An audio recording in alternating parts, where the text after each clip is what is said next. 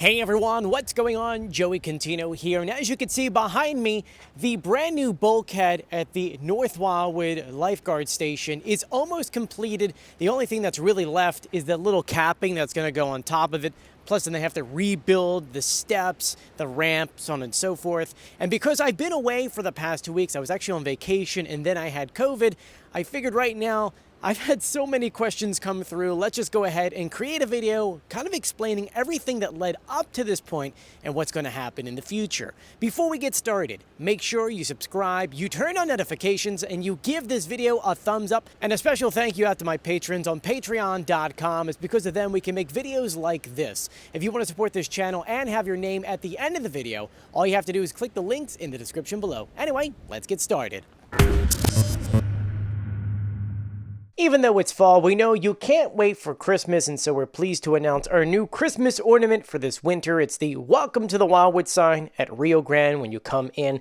That is joining the other new one for this year, which is all the Wildwoods on one pole. I actually like this one better than the other one. Altogether, we've got 4 Christmas ornaments for you to check out on our Etsy page, and I'll put the link in the description below. To understand why this bulkhead is completely necessary, we have to go back a year and a half. It was at that time that there was a massive sand dune that was here. It actually ended right here, and a storm took out a little chunk of it. And as reported by many people, including the mayor of North Wildwood, if we have constant storms breaking away at this dune, it's going to get to the point to where it's going to be completely destroyed, and then businesses and houses and, of course, government buildings such as the Lifeguard station would be completely destroyed. And so that's why the mayor of North Wildwood has been asking DEP, we need help, we need to get this fixed now. Of course, there's a whole lawsuit that comes with that, and we're going to save that for another video because we've actually talked about it before. But this is exactly what we were afraid of and what we were talking about just in March when this dune had gotten to now about here. Half of the girth was gone. And we said that it's going to take about 3 massive storms in the fall to make it completely destroyed. And then from there, the water has nothing to stop it to get to the Lifeguard station. This is really all that is left of that original dune. And you can see it's a sharp cliff. But as you pan over, you'll notice it is completely flush with the ground in front of the Lifeguard station. Maybe a little lip here. But we've never seen levels this low in many, many years. Those asking what caused the dune to be completely destroyed, well, it's easy just to kind of say, one second, there's something I just found floating here. It's an old brick.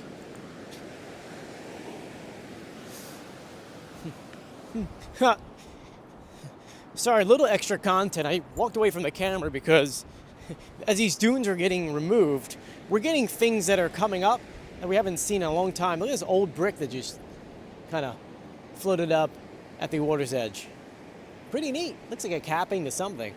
The next questions we were getting is that how can the storms do this to a dune? And well, it really comes down to a few different things. One is that our beach is already smaller than usual because we weren't able to do any kind of beach replenishment last year.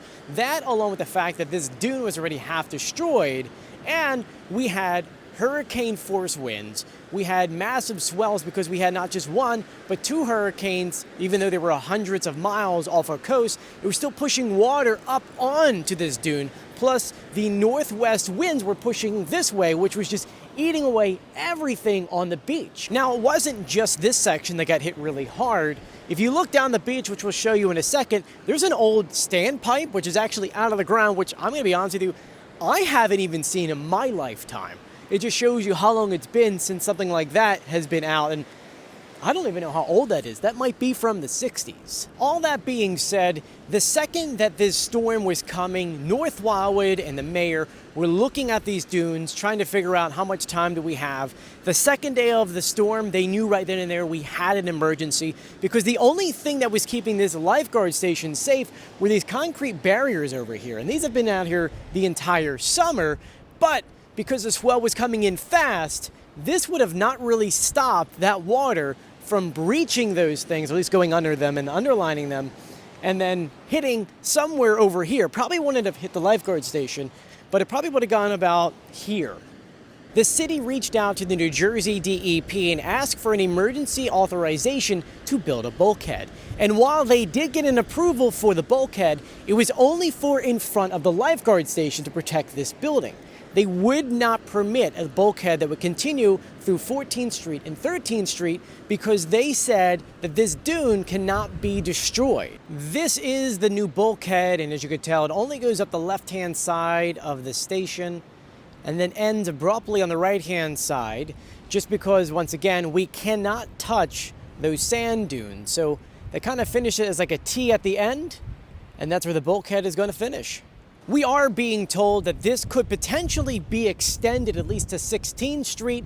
The city is working with the DEP to get authorization for that because the dunes over here are also starting to fail. And of course, you can see that here. More than half of the girth has been removed, which means a few more storms and this will be completely wiped out. The ultimate goal would be to have a continuous bulkhead from 3rd Avenue all the way through North Wildwood, but that is something that we're obviously not going to get for quite a long time because DEP does not want us to do that. The number one question I've been getting is, how did they build this so quickly? They announced it one day, the next day they started building it. Well, it's because the material was already here. These beams, which are 30 feet long, which if you actually look at them, it's 5 or 5.5 feet above the ground. It's 25 feet into the sand. These were already here because if you remember, we were supposed to have another bulkhead here, and then the state sued us and stopped it. So the entire summer, we had that bulkhead just kind of sitting on the beach, which most of it is actually still sitting on the beach. If you look to 16th Street, you can see the leftover bulkhead that was supposed to be from 16th Street, actually 15th Street and 16th Street. So hopefully we get that approval so we can put that right in the ground. Lucky for us, we do have the seagull, aka the drone, with us. So let's go ahead and put the seagull in the sky to give you a seagull's point of view of what the new bulkhead looks like.